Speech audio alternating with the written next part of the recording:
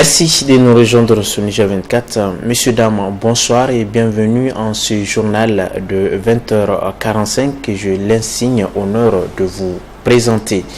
Cela dit, dans le cadre de découverte des nouvelles institutions au Niger, aujourd'hui nous nous sommes intéressés à la Caisse autonome des retraites du Niger, en abrégé CARENI, qui est un établissement public en charge des fonctionnaires de l'État en retraite. Des précisions dans ce compte-rendu de la rédaction. CARENI, la Caisse autonome des retraites du Niger, est une institution créée par la loi numéro 2012-69 du 31 décembre 2012 et régie par la loi numéro 2003-033 du 5 août 2003, instituant une catégorie d'établissements publics dénommée établissement public à caractère social. C'est une caisse, comme toutes les caisses, qui va procéder au paiement des arrérages, pour ne parler des pensions, des travailleurs qui sont venus au terme de leur vie active, qu'on appelle les retraités. Et cette CARENI, justement, qui signifie Caisse autonome des retraites du Niger, autonome parce que c'est une caisse qui est supposée pouvoir disposer de ses ressources et pouvoir payer à terme échu. Comme vous le savez, aujourd'hui, ce sont des problèmes qui font légion. Les retraités ont des difficultés à accéder au peu qui leur revient, et parfois par trimestre. Aujourd'hui, la caisse va essayer de les soulager en essayant en tout cas de mobiliser les ressources nécessaires et pouvoir faire leur paiement à temps. Mais la caisse n'est pas là pour ça seulement, elle va s'occuper d'autres choses. La CARENI elle-même a été installée par le ministre de la fonction publique, précisément le 18 août 2014, c'est-à-dire 2 ans après sa création par la loi à l'Assemblée nationale. Et quand la CARENI a été installée, ça a été une installation pour permettre progressivement à la CARENI de mettre en œuvre les différentes actions nécessaires pour son installation. On n'avait pas de locaux, il y avait juste le DG qui a été nommé. Il fallait que, progressivement, nous installions petit à petit ce service-là. On était logé dans un projet de la primature qui était au quartier Kouarkano, où j'avais seul un bureau. Progressivement, on m'a nommé un PCA. Progressivement, j'ai commencé à recruter le personnel, pour ne pas dire à mettre à la disposition, parce que c'est des fonctionnaires de l'État qui sont mis à la disposition de la CARENI. On ne recrute pas sur le marché. Il ne faut pas que les chercheurs d'emploi pensent que pour le moment nous pouvons recruter. Ce n'est pas encore le cas, puisque nous sommes dans une transition. Une entreprise qui est en installation ne peut pas se permettre de recruter à tour de bras. Donc pour le moment, nous utilisons les jeunes déjà qui sont dans l'administration à travers ce qu'on appelle la mise à disposition, ce qui nous permet d'avoir des travailleurs à moindre frais, puisqu'ils sont déjà pris en charge par l'État. Placé sous la tutelle technique du ministère de la fonction publique et sous la tutelle financière du ministère en charge des finances, la CARENI a pour mission de liquider, concéder et payer les pensions attribuées en application des dispositions législatives et réglementaires relatives au régime général des retraites des fonctionnaires nigériens. La CARENI n'a pas encore mis la main à la pâte. C'est toujours le même système qui était là depuis les indépendances, c'est-à-dire le Fonds national de retraite, géré par le Trésor, logé au ministère des Finances, qui continue à faire le travail. Nous sommes prêts à le faire, mais pour le moment, les compétences le faire ne nous ont pas été transférées. C'est en cours, pour la simple raison que ça fait plus de 6 mois, après avoir préparé un arrêté de transfert. Il nous paraît que juridiquement, il fallait un décret. Nous avons préparé le décret transmis au ministère des Finances, qui l'a transmis au secrétariat général du gouvernement, où le texte attend.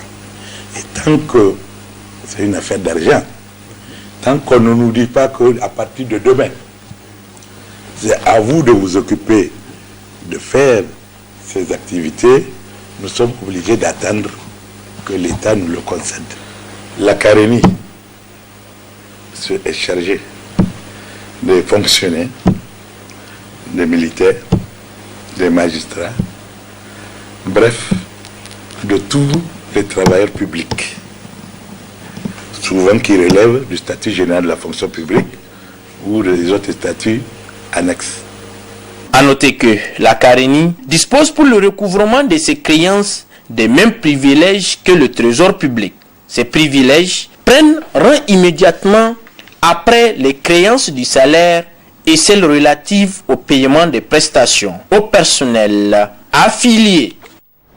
Sur un autre plan, le comité des admis au concours d'entrée à la fonction publique au titre du ministère de la Santé publique a tenu ce matin dans les locaux du ministère de la fonction publique une assemblée générale pour demander l'abrogation de l'arrêté du ministère de la Santé portant l'annulation du dit concours. Le point avec Hamza Moukela Ablaï Moussa.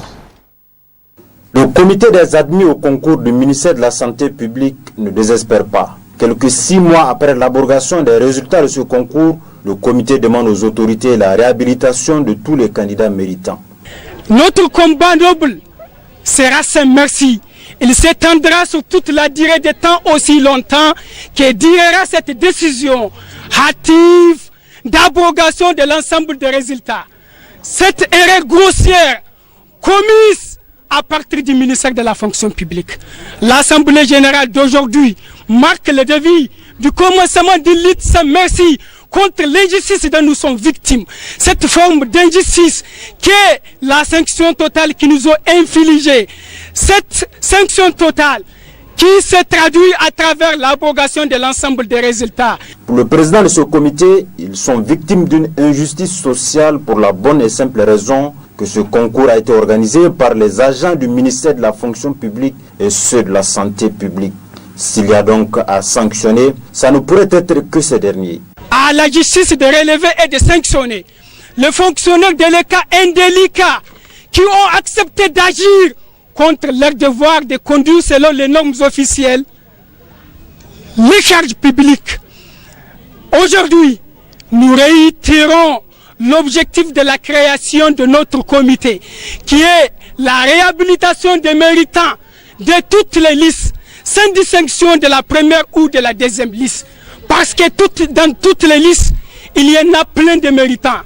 Et ces méritants ont le droit que leur digne admission, résultante de leur sacrifice et de leur souffrance, soit validée. L'histoire retiendra que nous avons toujours privilégié la voie pacifique pour faire aboutir notre réclamation. Et nous l'avons fait dans l'esprit du maintien de la quiétude sociale, de la cohésion sociale, de la consolidation de la paix en tant que jeunes et dignes filles et fils de ce pays. En tant que citoyens de ce pays, nous avons le droit d'être écoutés. Nous avons le droit que notre réclamation soit entendue. Ce que nous réclamons, c'est notre mérite. Et il faut que les autorités sachent que nous sommes ces praticiens de la Ligue du front du système de la santé. Nous sommes ces agents subalternes, bénévoles stagiaires qui aident à faire fonctionner le système de santé dans sa cosmoglobalité. En attendant le dénouement de cette situation, le comité demande l'implication de tous et lance un appel pressant aux autorités afin de faire diligence. Constater l'état du niveau du fleuve Niger qui menace quelques quartiers à ses abords, c'est l'objet de la visite effectuée hier matin par le gouverneur de la région de Niamey, accompagné des différents responsables de la ville dans les quartiers Saga, Kourtéré et Lamordé. Suivez plutôt. La montée du fleuve Niger, constatée ces derniers jours, est devenue une menace pour les riverains de ses abords. C'est inquiet de cette situation que les différents responsables de la région de Niamey se sont rendus sur les lieux pour constater de visu le niveau de cette montée en vue de prendre des décisions urgentes. Un déplacement qui a conduit la délégation conduite par le gouverneur de la région dans 3 quartiers à risque, à savoir Saga dans le 4e arrondissement, Kourtéré et Lamordé dans le 5e arrondissement. Donc nous avons constaté ce matin que le niveau d'eau sérieusement augmenté au point où nos digues sont menacées. Les inondations de la ville de Niamey, ce n'est pas les eaux de Niamey que nous pouvons maîtriser. C'est des eaux qui nous viennent d'ailleurs. Donc ça fait pratiquement une semaine que nous constatons que chaque jour nous avons une augmentation de 10 cm du niveau d'eau dans le fleuve. Et tant que les ouvrages prévus sur la Sirba et en amont du fleuve, sur le fleuve Niger, ne sont pas construits, il est évident que Niamey ne sera jamais à l'abri des inondations. Donc la seule alternative pour nous, en attendant la construction de ces digues, c'est de prendre les dispositions, en tout cas de quitter les lieux à temps opportun. C'est de chercher un refuge ou chez les parents ou dans les places prévues par les collectivités, par les mairies. Après la visite sur le terrain, une réunion urgente a été tenue pour discuter sur les mesures urgentes à prendre. Alors, il est de notre ressort aujourd'hui, d'abord pour des mesures préventives, d'alerter la population, pour que chaque ménage qui se sent menacé doit prendre les dispositions et en accord avec les mairies d'arrondissement qui étaient déjà instruits pour accueillir les éventuels sinistrés, donc de trouver un refuge. Et je crois que les mairies sont déjà prêtes par rapport à cela, donc il suffit tout simplement que la population se dirige vers ces mairies-là. Néanmoins, nous allons veiller quand même sur cette population-là afin de lui apporter les secours nécessaires à temps opportun. À noter que cette visite est intervenue au moment où le gouverneur de la région de Niamey a décidé de remettre officiellement le matériel de ramassage des débris des boutiques et kiosques démolis. Une opération qui devrait être lancée au premier arrondissement communal de Niamey. À quelques jours de la rentrée scolaire 2016-2017, on constate déjà une forte demande de la tenue scolaire sur le marché. Rukayatou Zakaria Oubledou s'est intéressé à ce sujet suivant son reportage. En dehors des fournitures, la tenue est l'une des nécessités pour le scolaire. En ces veilles de la rentrée des classes, l'on constate sa disponibilité et l'accessibilité sur les différents marchés de la place et avec des prix abordables. Les gens viennent en acheter. Le prix du mètre varie entre 1250 voire 2000 francs. Je suis venu acheter du tissu. J'ai acheté un mètre à 1250 francs CFA. Du côté des tailleurs, l'ambiance est la même car ils cousent déjà des tenues pour la rentrée à venir. Les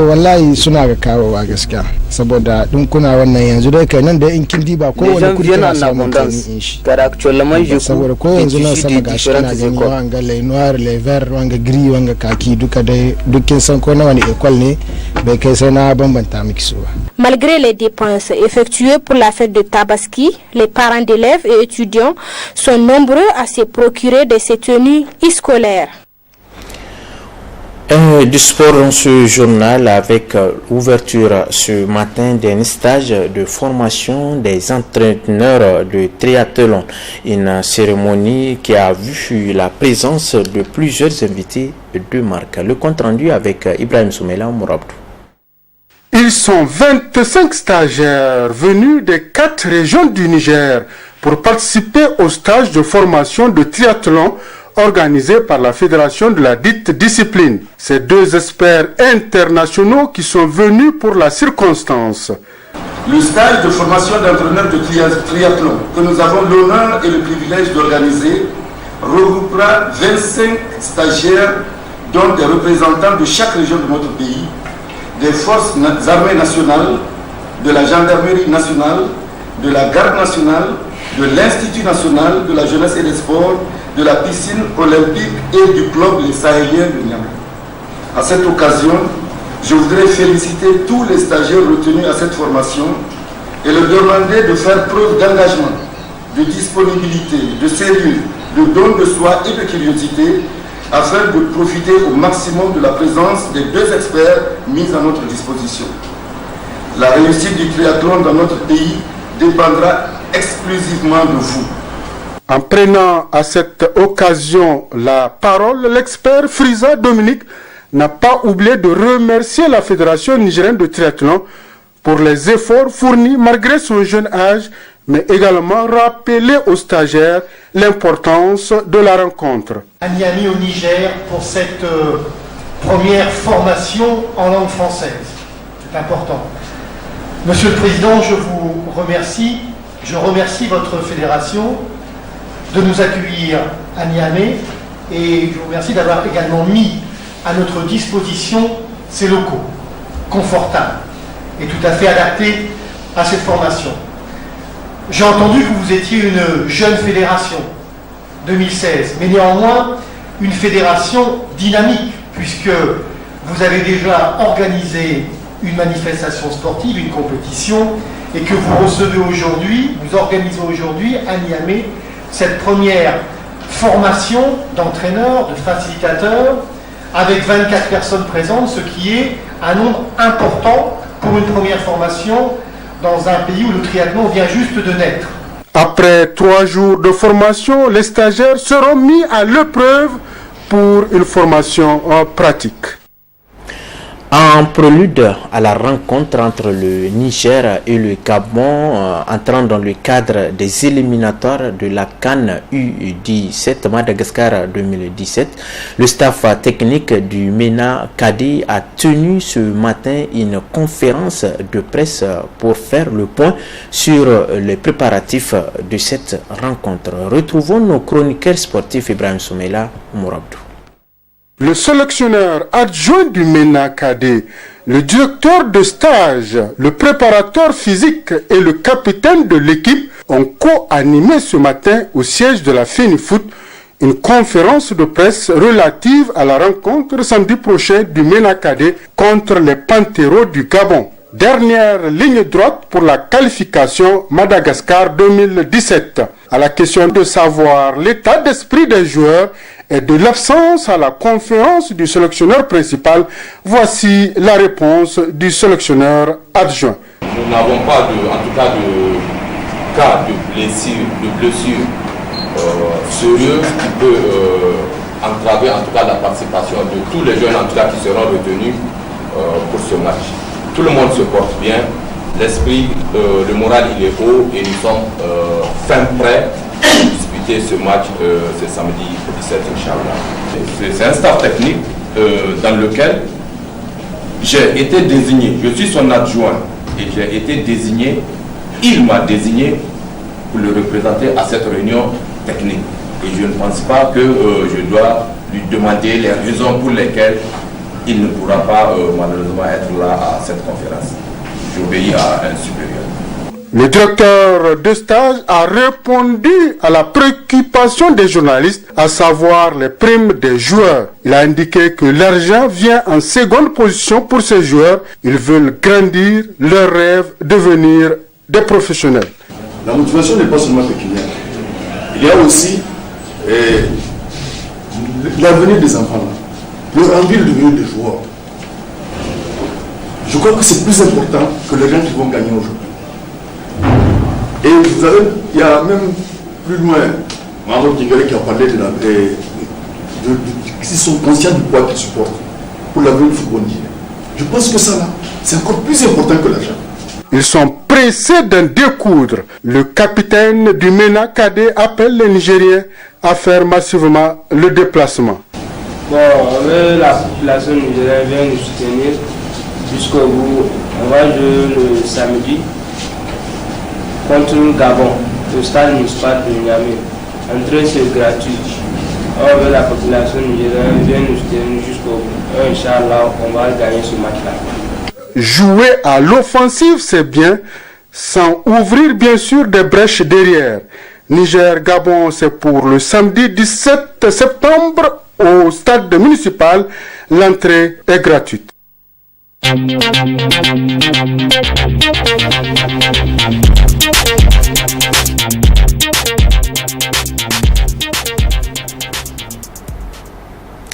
À l'actualité internationale aux États-Unis, après quelques jours de convalescence, la candidate démocrate Hillary Clinton se remet sur pied et elle reprendra très bientôt le chemin de la campagne présidentielle. Les images.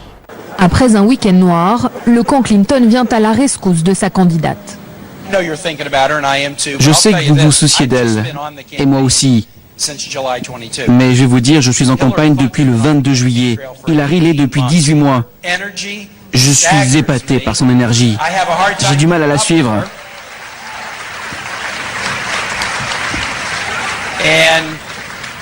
Nous savons qu'elle sera fantastique. Dans une interview accordée à CNN, Hillary Clinton a confié avoir ignoré les recommandations de son médecin qui l'invitait à prendre plusieurs jours de repos. Elle s'est aussi défendue de ne pas avoir parlé de sa pneumonie plus tôt, pensant que ça n'était pas grand-chose. Elle affirme avoir eu un simple vertige. La candidate veut reprendre le chemin de la campagne dans les prochains jours. De son côté, Donald Trump ne lui a pas laissé beaucoup de répit. S'il s'est au départ bien gardé de polémiquer sur le malaise de sa rivale, le candidat a très vite rebondi sur la bourde vendredi de l'ex-secrétaire d'État. Elle a dit que des dizaines de millions d'Américains patriotes étaient déplorables. Comment voulez-vous être présidente de ces personnes? Je serai votre champion à la Maison-Blanche, je vous le promets. Même si Hillary Clinton reste en tête des sondages, l'écart se resserre de plus en plus.